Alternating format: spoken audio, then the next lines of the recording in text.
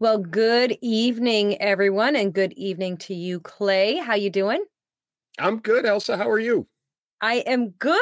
I'm good. I'm excited for tonight's show. It's gonna be a good one. Not that the other ones aren't good, but this is we got some big topics. I'm excited. Yeah, as folks, we normally record on Tuesday. Today is Super Tuesday. So we don't know what the outcome is going to be. You guys will know by the time this airs. We will all know what the results of Super Tuesday are. So keep that in mind as you're watching. But yeah, it's a big day all the way around. Yes, indeed. All right, let's get this intro out of the way and then we'll get started.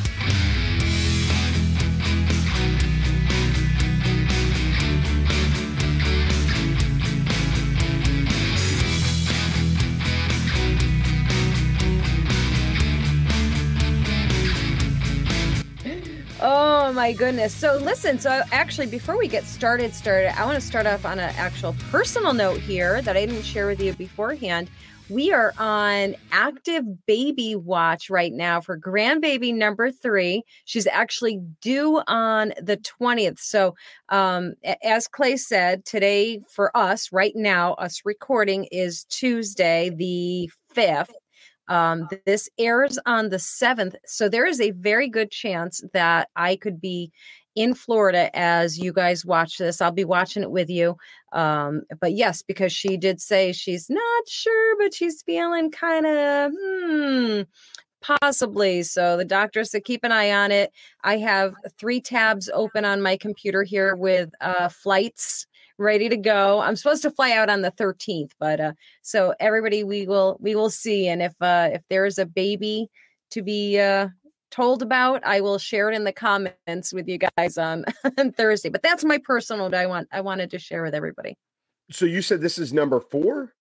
Number 3. This is baby number 3. And so all let me tell you. For her? Yes. Okay, and she knows whether this is happening or not. Oh yeah. She's like, yeah, you should just keep those flight tabs open just in case. So yeah, it could be it could be any moment. It could be right after this show. I could be trying to find a flight out. But yes, so it's crazy town over there. So she has a 2-year-old, a 1-year-old, and baby on the way. Yeah. I'm she's gonna need your help. She's definitely gonna need your help. She's got an amazing support system there. Her husband is an absolute sweetheart. He's terrific with the kids. Her mother-in-law and father-in-law are there. They're wonderful. So she's got a huge support system there, but there's nothing like mommy. There's nothing like mommy being there to help. Of course. So I keep telling her. Oh, all right. So that's that. That is the personal note out of the way. Let's get right down to business. We're talking CDC guideline change. So this is kind of funny to me in a way, Clay. I have to be honest, because my first reaction when I saw this was to go, is anybody paying attention to those still?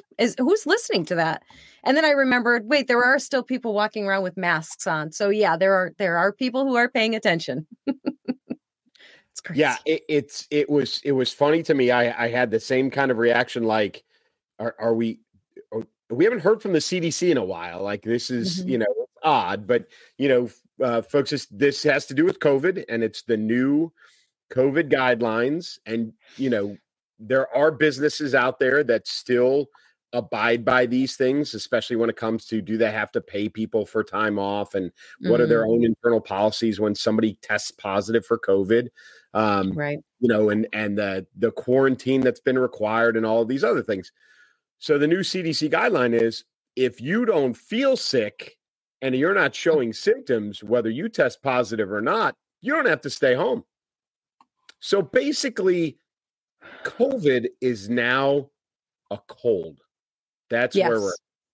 It is a cold. That's quite a jump from just a couple short years ago that we all still have trauma from, which was what the 10-day isolation period was, what their recommendation was at the time. Besides the complete lockdown and shutdown of everything, the entire universe shut down and was locked away for fear of this scary except Walmart and grocery stores. Now that was okay.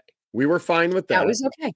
We had plexiglass, which did absolutely nothing. Right. Everybody wore a mask.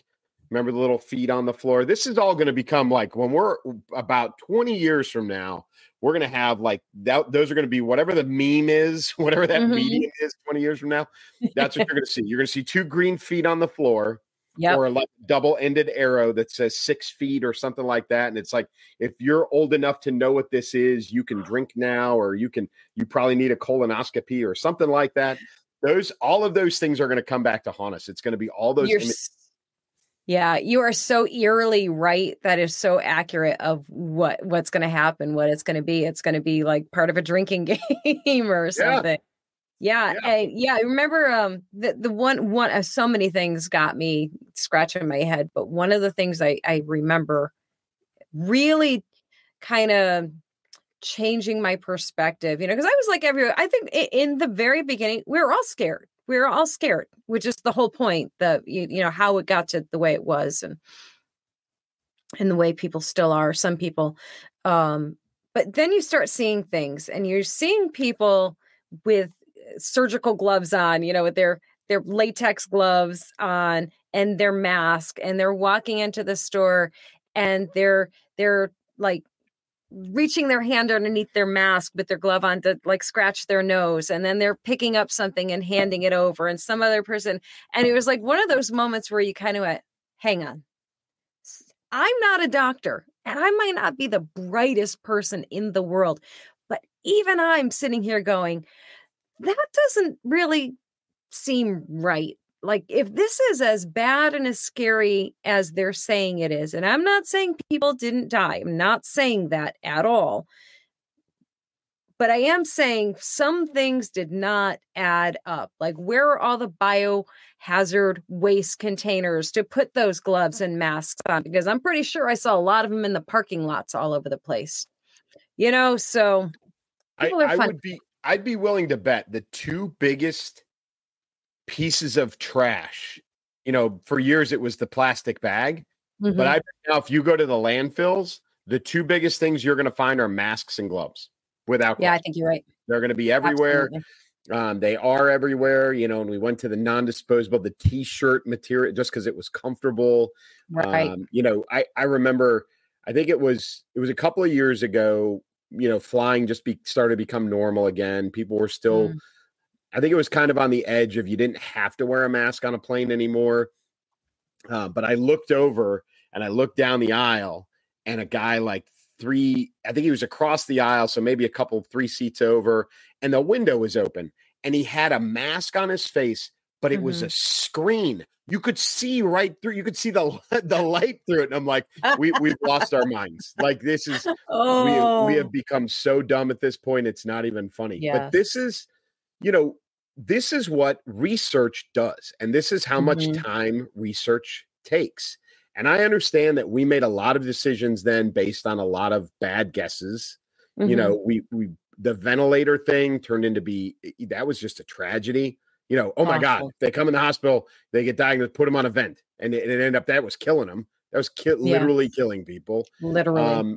But this, we did the vaccines with no research. We did the vaccines with no testing. We did, and then they were mandated, and then we said, the grocery store was okay, but church wasn't okay. We did all of those things that we did. Were all knee-jerk reactions. Every one of them was politicized. Doctors, when you've got doctors divided on how to handle a medical issue, and I'm not talking 1 or 2, I'm talking clear lines of division across the entire medical community about medication, no medication, vent, no vent, immunization versus not, the vaccine versus not, all of those things. And there are so many people, as you pointed out, who still to this day, you see them driving by themselves in their car with a mask on. Walking their dog out in the fresh open air.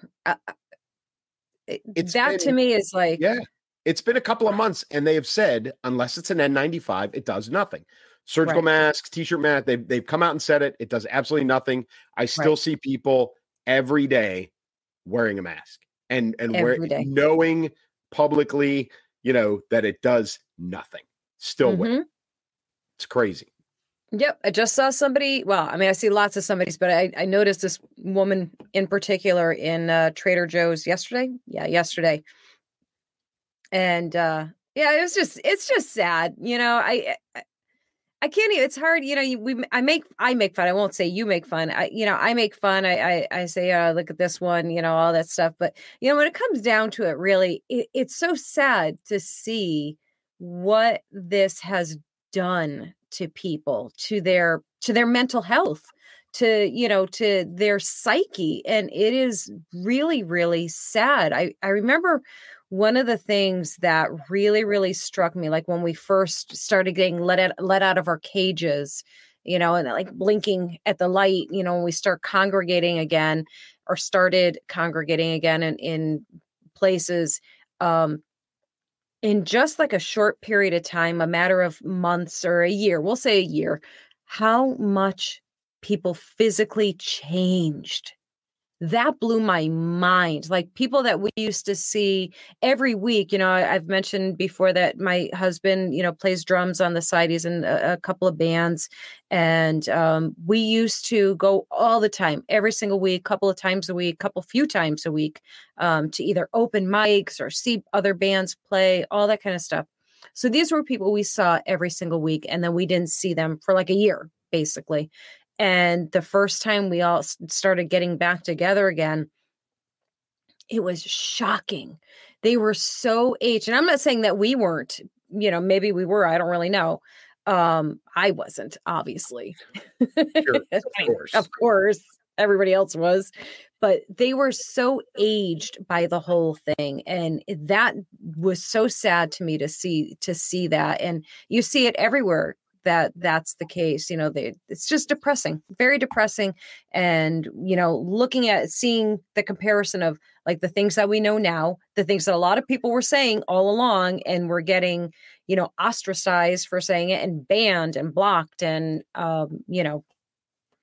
villainized for, and now we're all coming to light. Now they're saying, yeah, actually, this, that, and the other thing. And there are still people, though, that don't know this. Like, I think they don't know this, or they refuse to admit that they know, because then they would have to basically apologize to all the people that they were like horrendous to. I know people, and I'm sure we all do. You probably know people as well. I know people whose families that used to get together all the time, very close-knit families, don't speak anymore because of that, because of COVID, because of the vaccines, differing opinions. And like this drove families apart, among many other things. It's sad. And I'll tell you that, it's one of those things that I keep seeing float around social media, and it is as true as anything else that's out there. And that is, remember everything that happened from the beginning of the pandemic now. And remember that when November rolls around, because it's the same people, the people who dictated how you had to live your life, where you could go, shut down businesses, put people out of work, and now are claiming that they've generated all these new jobs that they destroyed in the first place 3 years ago, right? It's all the same people. And I don't care what party it is, because they were all colluding together on this. Maybe a little bit more on one side than the other, but if they were in government at the time, and they didn't fight on the daily to stop the madness, then they're complicit like everybody else. But I agree. We all need to remember that when it rolls around in November, who is responsible for this, and because this is, for an entire generation of people, this is a calendar mark event. Like, where were you? How old were you? What school were you going to? What was your job? Like, it's not an incident like Kennedy or 9/11 or Pearl Harbor or something like that. This is a Great Depression, right? Pandemic, kind of a thing that we all are going to remember. But we can't let it fade from our memory when it comes to how our own government treated us and what it did to all of us and our livelihoods and restricted our jobs, and the impact on our children who were in school at the time. All of those things, we can't forget this when it comes time to vote in November. Look it up. Look up the voting record of your representation, blue or red, don't care. See how they voted when it came to COVID-related things, and make sure that they understand that you're not going to tolerate that crap again. Because after this election cycle, God knows what's coming around the bend. Yeah, absolutely. That is 100% true. And I know it in my bones that there is going to be a next thing, and, they found out the most important thing, the most important takeaway for those people, we're talking about these elite people in power, is that, yes, you can control the masses. You absolutely can. You scare them enough, and you have control. Can they do the same thing? I don't think so. You can't pull another COVID on us, because I think there are enough people now that will say absolutely not doing it, not buying it. So they will come up with something else. There will be something else. And I know I sound like one of the conspiracy theorists, get my tinfoil hat, but I don't think I'm wrong. So there. Listen, you don't have to dig. You don't have to go too far down the rabbit hole to find things to be suspicious of. I mean, how many, railroad derailments have there been? How many food processing plant fires has there been? The wildfires in Texas right now, the fires in Hawaii, like all of there's so much of that stuff going on that is different from any time in the past. You can't help to be at least somewhat skeptical. Like you said, it's not full out tinfoil hat kind of stuff. You can not explain away, but you can put some credence behind, infrastructure not being maintained like it should be, the railways and those kinds of things. But again, even if it's not conspiracy, even if it is fact and they just haven't been maintaining the railways, whose fault is that? It's the federal government. So it doesn't matter if they did it on purpose or it's due to negligence. It's still their fault. So, there's still responsibility that has to be maintained, and we all know where it lies. It's amazing the people who believe in big government and support big government, except when it's time to blame the government, and then they don't think so. And it's amazing to me, but yeah, we'll all have to sit by and watch, and figure out what's coming next, and just continue to be vigilant, be skeptical. That's all we can do.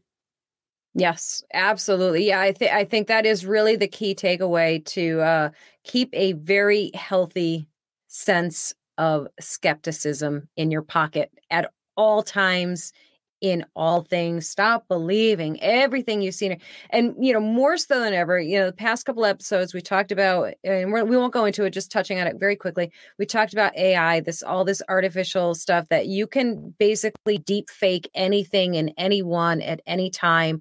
The internet is filled with, fake news, basically fake things, fake everything. Be skeptical. For goodness sake, it's beyond necessary at this point. So yes, and since we're on the track of things our government does and says, let's talk about this. Well, I mean, I don't know who could have ever seen this coming down the pike, that legalizing drugs, hard drugs possession, is bad? Who would ever think that? It's so baffling to me. I'm stunned by this change of course. Obviously, I'm being sarcastic, guys. So, Oregon, which truthfully is like the hotbed of liberalism. I mean, that whole Pacific Northwest is it's everywhere. It literally is embedded in everything. Talk to people, and really, if you go, I won't say the whole state of California, but, from the Bay Area, right? I mean, San Francisco, Oakland is crazy. And then, LA is its own kind of crazy. But anyway, so Oregon, for people that don't know and probably close their eyes because of the absurdity of this entire thing, I think it was 2020, they decriminalized, or maybe it was 2021, they decriminalized everything up to and including, I think, black tar heroin. Possession Yeah. and I have use. like I have a Yeah. partial list. You ready? Let's Oh, see. yeah. Synthetic, they okayed, decriminalized, synthetic opioid fentanyl, as well as heroin, cocaine, and methamphetamine. Sounds like a Yeah. great idea. Go on. So the idea was that if you gave people access to it, then it could be regulated and, oh, by the way, taxed. It was supposed to be a moneymaker for the state that they were going to turn around and use for treatment programs for people on the very same drugs. It's kind of like how the lottery money is supposed to go to education and tolls are supposed to fix the highways, and none of that seems to be working. Anyway, this one was for that.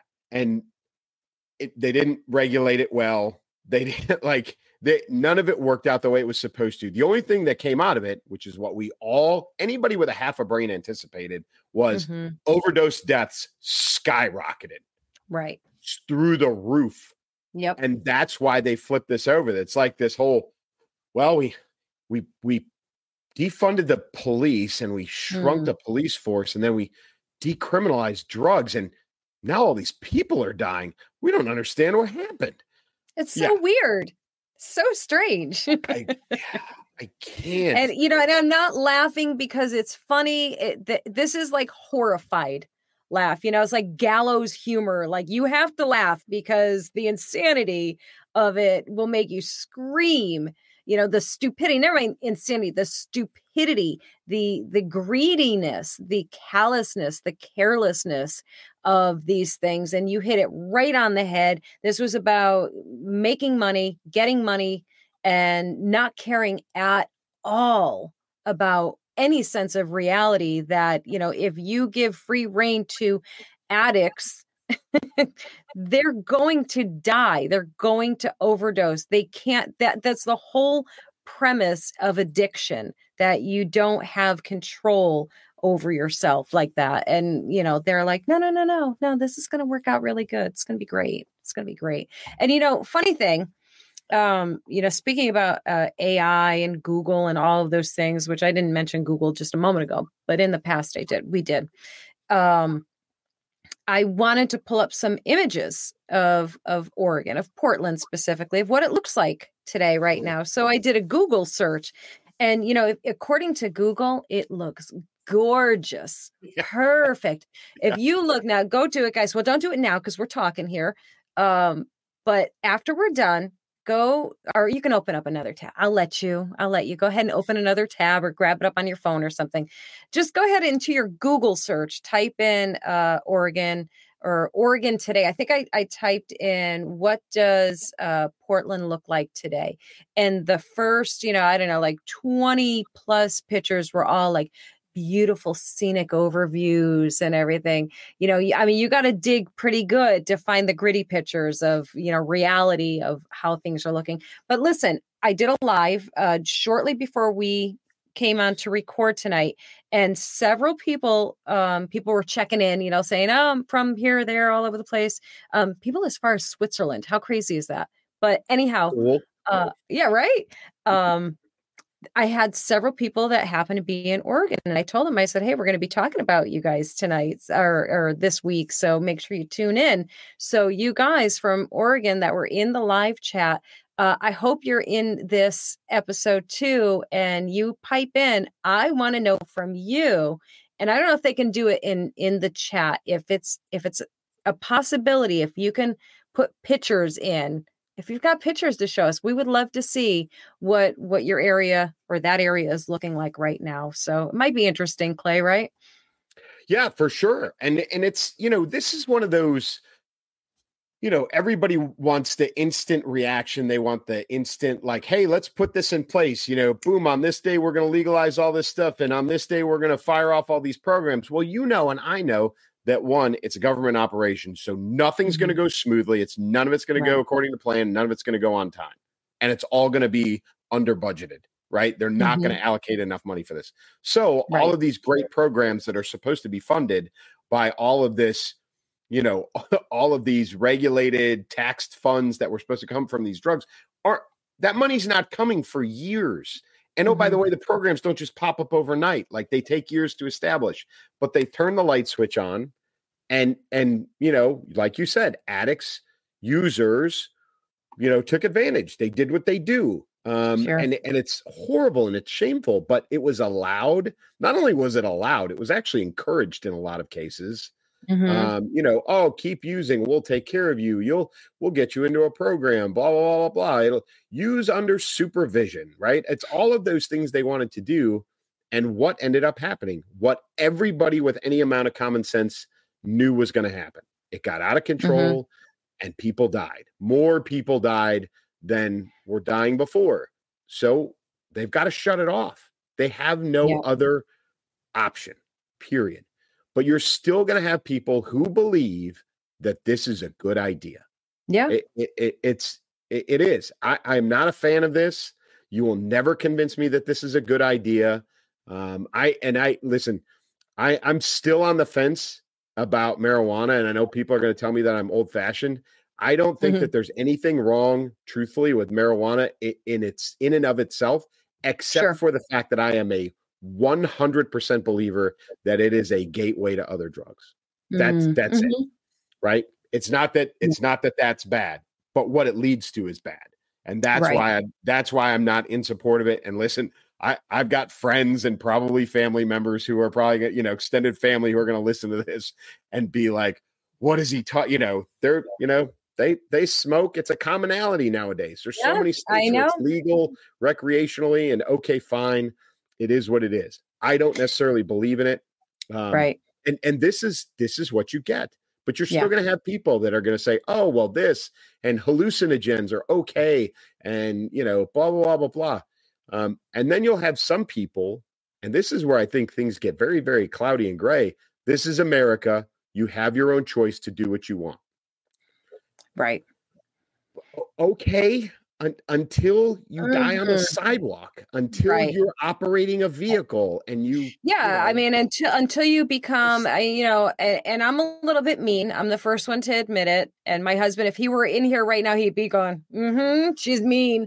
But I'm a little bit mean. And I will honestly say that, I'm kind of like, listen, do what you want to yourself. Do what you want. Do it. I don't know what to tell you, but now you're jeopardizing the health and safety and well-being of other people. Now you are a hazard to me, to my children, my grandchildren. And so help me God, anything happens to them because of what somebody else is doing, impaired, just impaired. They better pray that they don't live. They just better pray that they don't live to tell the story, because they won't. So I am with you. And yes, I'm going to have people, and we'll have people in the comments who are like, oh, stop, you're being dramatic, with the pot and everything. Listen, all I can tell you is I am so sick and tired of every single store, restaurant, street, everywhere you go now, you are bowled over by the reek, the stench of marijuana. I smell it everywhere. I was just in a store today and a couple walked by, and the smell, like, I wanted to throw up. It was so overwhelming and disgusting. And listen, I don't even have anything against pot. I got people in my life that'll tell you, oh yeah, she had some fun in her day once upon a time. I did. I'm fine with that. That was then. This is now. And I don't want to smell it when I'm walking around. I don't want to smell it from the car driving down the road in front of me, and it's coming back from my vents. I just don't, Cheech and Chong. Right. Like Exactly. It's like, what is going on here? And, and go ahead, comment section. I mean, I can't be the only one experiencing this, noticing this.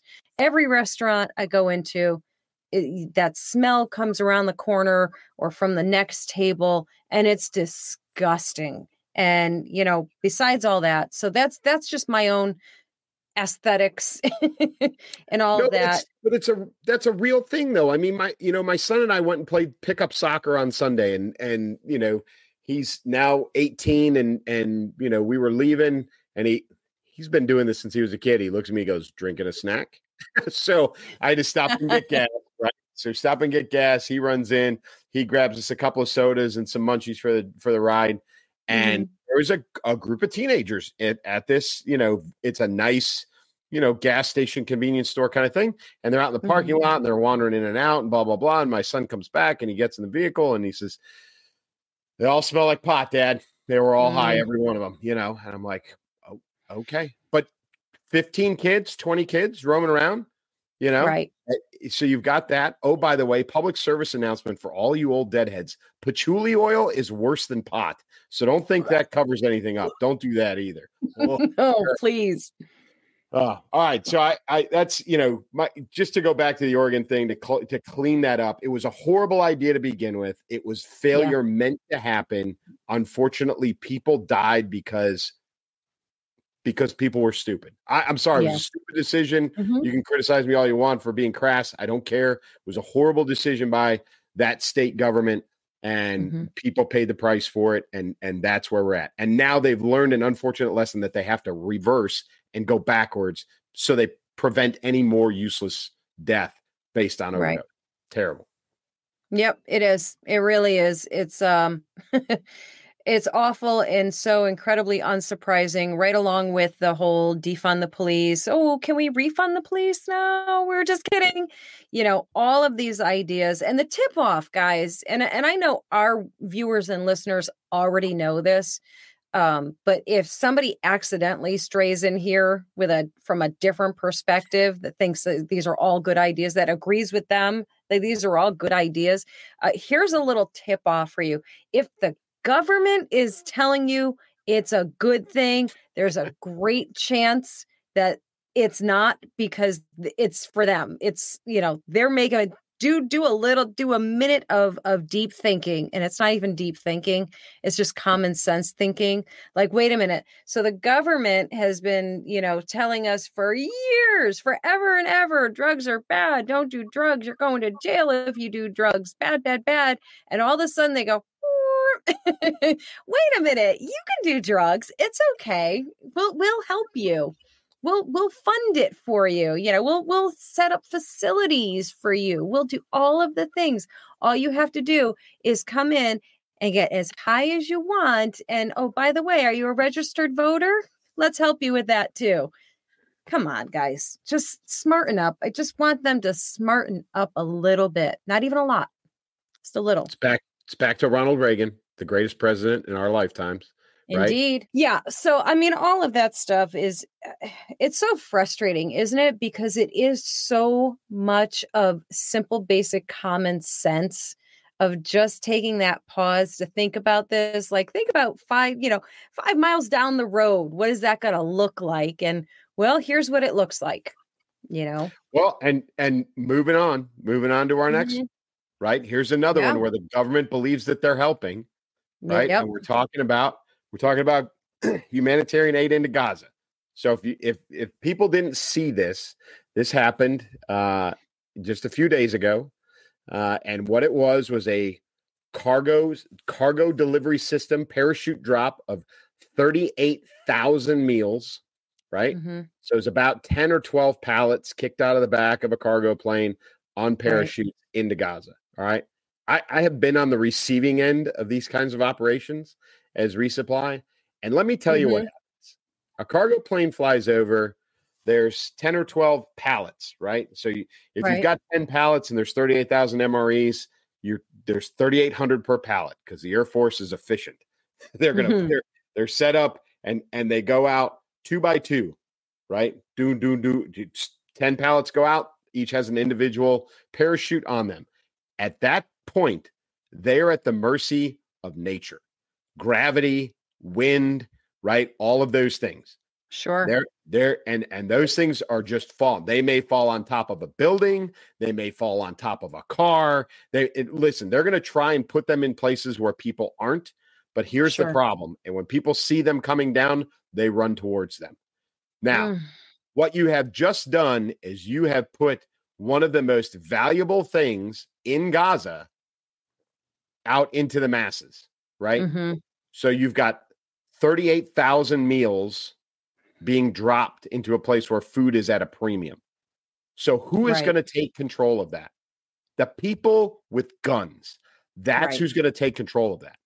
It's not going to be, unless they're there first and they're there before the people with guns get there, the average person is not going to see very many of those 38,000 meals. Those meals are probably, and I have not seen a single bit of coverage since the airdrop, not a minute. So got dropped. I would bet a dime on a dollar that most of that, a good portion of those meals, were taken control of by Hamas, by the Palestinian government, which is a terrorist organization, and they're being controlled, and it's not getting to the people who need it. So this humanitarian aid operation, it was not very humanitarian. It is now leverage, and it is being used by the Palestinian government, which is Hamas, for their own benefit and not for the benefit of the people. I can promise you that. And if you need an example, a historic example, people love movies. Okay.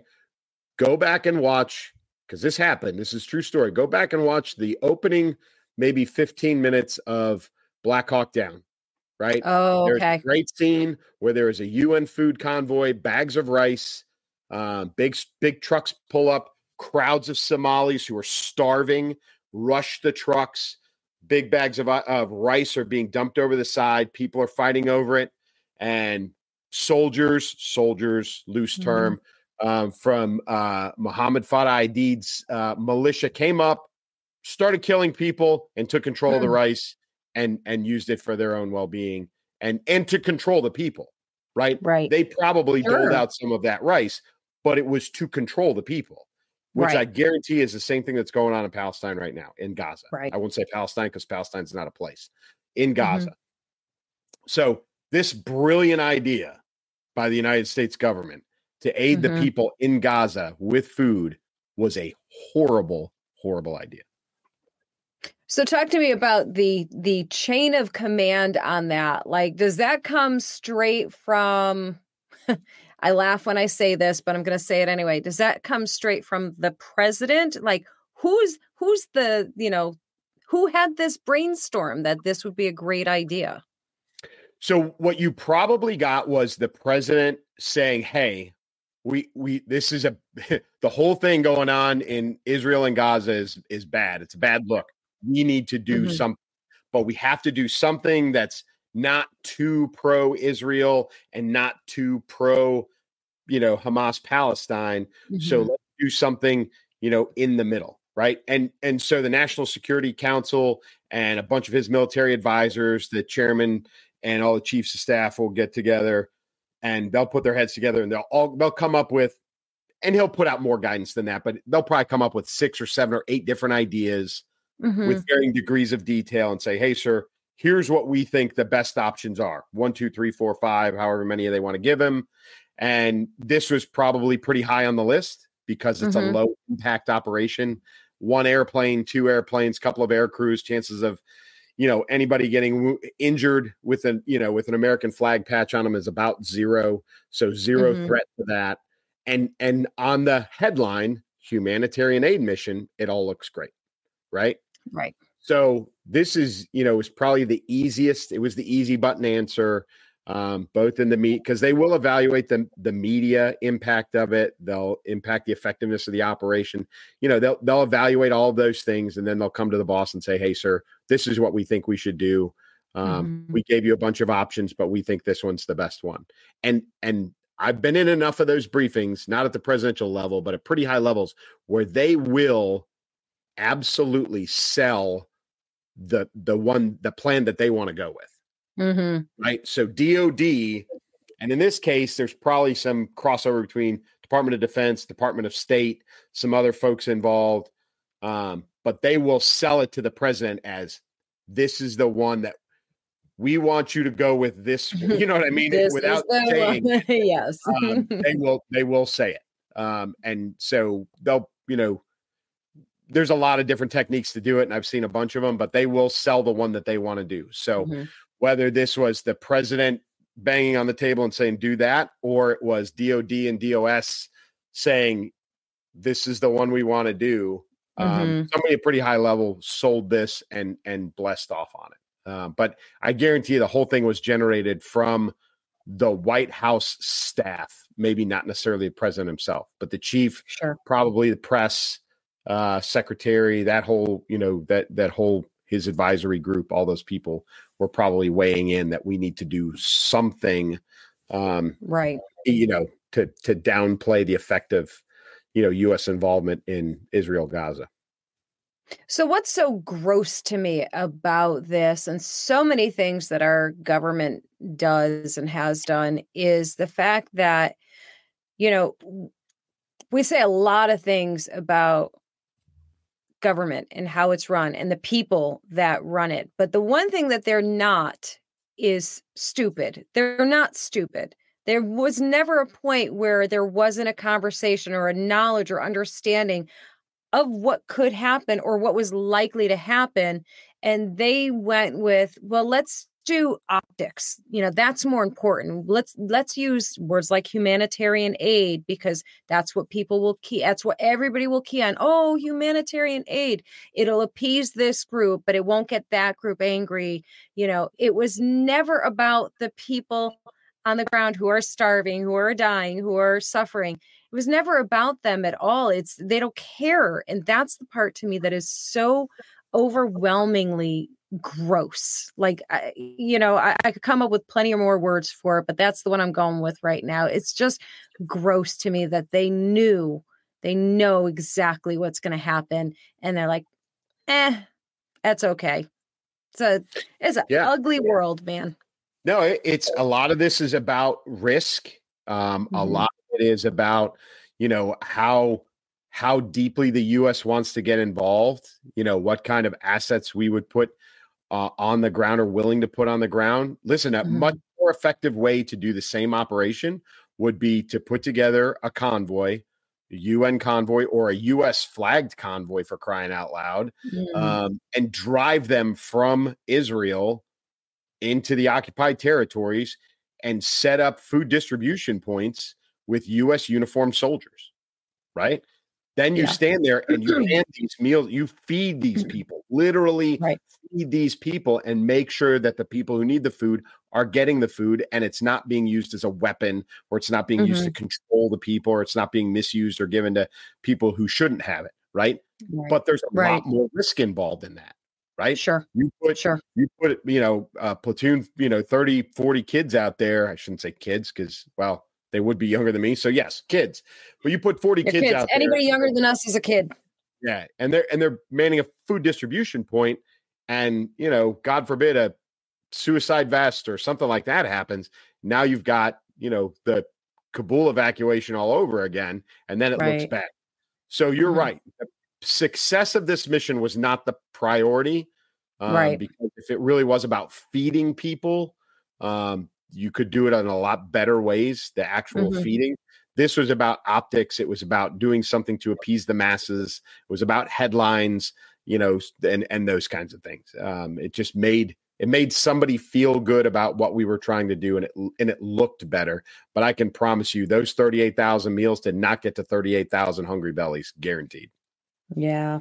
Yeah. And, and they're obviously, trying to walk this tightrope of, because as is obvious, as we all know, the division now in our government, in the Liberal Party, or in the Democrat Party, liberal,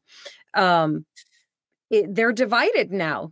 They're fighting it. It's Israel versus Hamas. It's one side feeling this way, and this has caused the biggest rift, I think, that we've seen, certainly. And it's funny because we were just talking recently about the Squad and how there's so much unity in their party versus the Republican Party, and this is a big divisive topic for well, the world really, but definitely in the country. You see it, of course, in our government right now, in the Democratic Party. They're struggling. They don't really know what to do with this. You see it, of course, as we talked about earlier before we came on air, Hollywood, they're divided. Whereas they used to do I mocked them just recently doing one of those black and white videos of how when they do their big videos of gaining support for something that's really just them trying to look really important. But it's very interesting to watch.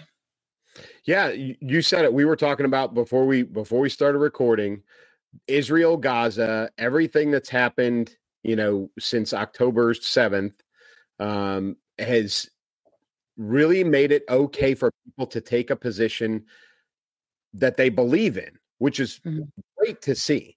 But especially in the entertainment world and in government, you're starting to see people take a position that doesn't necessarily follow along with whatever their party is or whatever their friends are, right? You mentioned Hollywood. Right. There's a massive population, Jewish population in Hollywood, has been for decades, right? That's not a secret. Right. And what you're starting to see is rifts in Hollywood, between those that are pro-Israel, and then you've got the anti-Semitic sentiments are starting to come out. Right. And you're starting to see divisions even within the entertainment industry based on this, which you never saw before, right? Right. Hollywood was you did not. Blue gets, right? As blue gets. They all agreed with everything that was coming out of Washington, D.C. if there was a Democrat in office.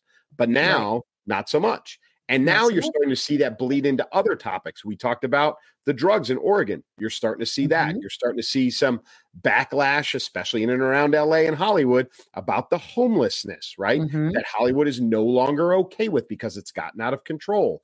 You've got homelessness in Florida, same thing, right? You're starting to see, it's really funny, the older Saturday Night Live guys like Dana Carvey and Bob, what's his name? Anyway, that whole crew, those guys are, it's funny, they're a bunch of crabby old men now because they're all turning conservative and they're not buying off on any of this stuff. But really I believe that this issue specifically, Israel, Gaza, has been great for people to take a position and disagree with each other publicly in forums and between people that wouldn't have disagreed on a single thing, 8 months ago. Wouldn't have happened. Right. But now it's okay, which is good. That is a good thing for all of us. Yes. Yeah, because they're not just in lockstep, just repeating in their echo chambers, repeating all the same things because they don't really care. Now suddenly this is something they care about, and they're speaking up, and it's very interesting to watch. It is surprising to see. I don't know if I ever would have been able to peg the thing that would, shake some people out of their stupor or stupidity, whatever the case might be, and really stand for something of consequence and significance. And here we are, it's happening. And you're seeing some, we mentioned within the Democratic Party. I was just watching a video earlier today of AOC getting chased down by the same people that she calls her own, basically, and calling her out for her stance and not, doing what they wanted her to do. And so she had made a statement or a tweet or something about, how glorifying protesters, how it's supposed to make people feel uncomfortable. It's good. And she likes it. Well, she got protested and she didn't like it at all. She dropped a big old F-bomb at them. And she was mad. She was, as the kids say, she was big mad. Yeah. So that came back and bit her on the tush. And, it's interesting. It's just interesting. And I don't necessarily agree with everything or, half of everything, but it's interesting. Like you said, it's interesting to see people speaking out and having those conversations, and they're tough conversations, because when you find out that somebody that you're very close to or you think you're close to has a entirely different perspective on such a big topic. Yeah, it's pretty wild to watch for sure. But you know what? We had 9 heads agree on one thing. Yes, That we happened. did. That happened. Yes, we did. Right? What? I mean, it's the right 9, decision, and it would have right? been horrific if it weren't that. I can't imagine in any universe that should not have been what happened. I'm Right. personally relieved that it did, and that is whether it was Trump or somebody else. I don't care who it is. Given the circumstances that we're in right now, he absolutely should not be taken off of any ballots in any state for any reason. And thank goodness SCOTUS laid the law down, basically. Yeah, and the decision, the word on the decision was twofold. One, he hasn't been convicted of anything, right? So you can't arbitrarily take him off of a ballot because he hasn't done anything wrong. Right. And 2, because they said, hey, states, this is a federal election. You don't have the right to do that. You want to do that within your own state on state ballots, state level elections? That's up to you, your state constitution, and your state Supreme Court. But on a federal ballot, can't do it. Not your place. Don't do it. Right now, these, everybody has been commenting for the last, I don't know, my entire lifetime about the Supreme Court and how it's politicized, and so many justices under whichever president put them in there and whatever party they are, and blah blah blah blah blah. 9-0. Okay, they all agreed. They all agreed on this, and so these are the 9, greatest legal minds in the United States right now, at least as a collective. And you know what happened already today? There are 2 Congress people.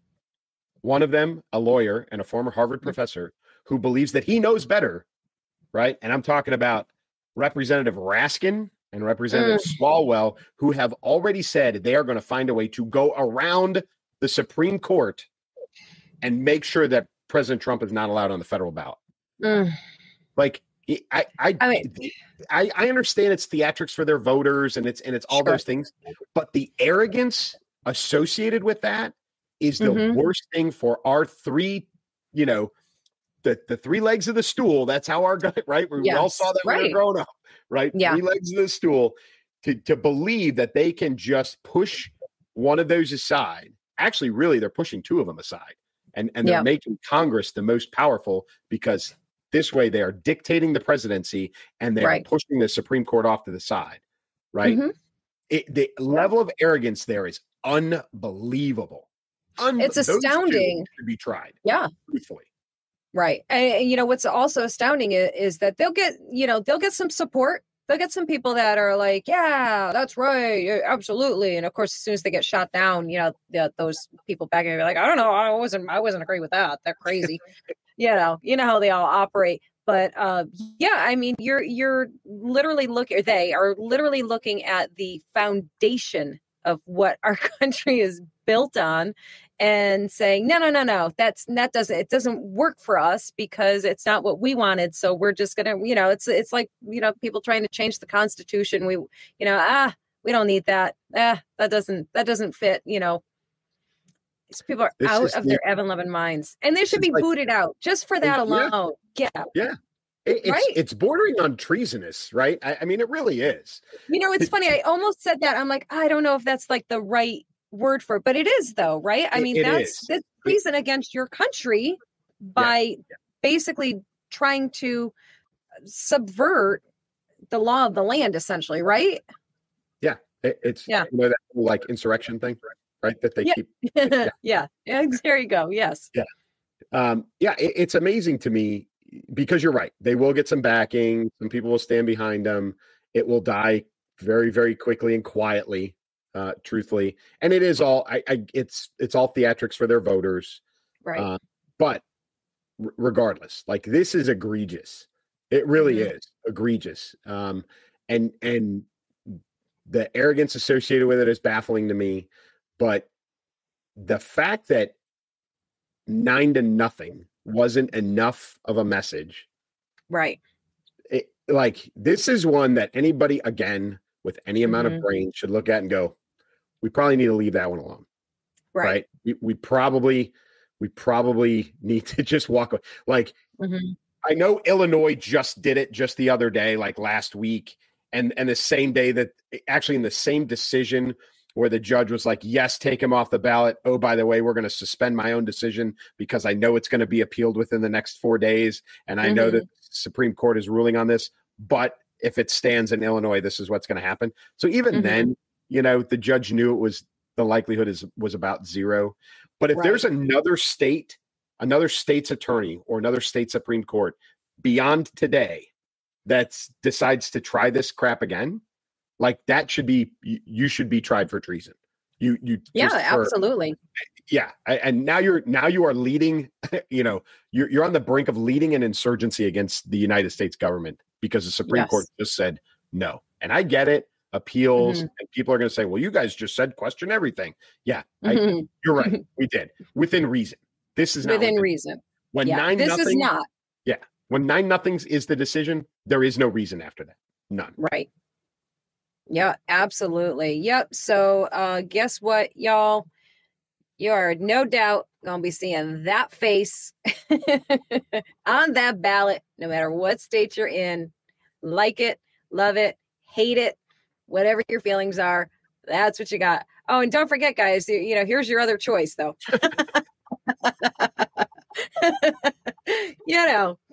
Sorry. So had to. And I'll throw this in because this is the new. So two things happened just within a couple of hours. Michelle Obama said not running for president. And she's not doing it. I saw that. She's not doing it. And then the one from, I think, Secretary Clinton yesterday was, he's old. Get over it. Get used to it. Just accept the fact that he's old. Listen, we accepted the fact that he was old 4 years ago. It's not about his age. No. It really isn't. It's about his competency.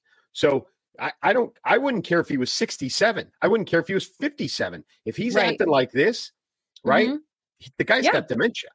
And that's what this is about.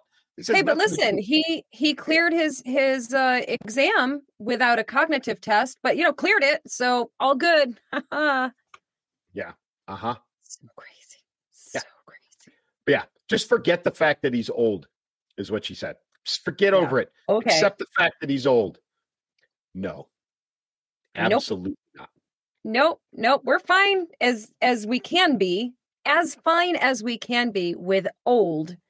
We're just not okay with dementia, cognitive decline to the extent where he can't remember anything whatsoever. He can't debate. They won't let him debate. His engagements are very limited. Any speaking thing that he does, very, very brief, very short. They're already talking about, they're not going to be putting him out there. They're going to have, what is it called? Pinch hitters. I shouldn't try and talk in any kind of baseball terms. I don't know anything about baseball, but they're going to try and put other people out for him to basically speak for him on his behalf. Come on now. I mean, this is just to the point of full on absurdity. So, but this is the circus we're living in. And, here we go. Grab our usual saying, guys, grab your popcorn because the show continues on and on and on. and State of the Union's coming. He's going to be, there's no hiding, but watch how much he actually speaks, because I think it's going to be very, very little, but it is coming. Yes. On full display, nowhere to hide. Words. Yes, indeed. All right, guys. Well, the show is over for us for tonight. We enjoyed it. We hope that you did too. We look forward to your comments and carrying on these conversations more with you guys. We thank you all the time for tuning in and joining us.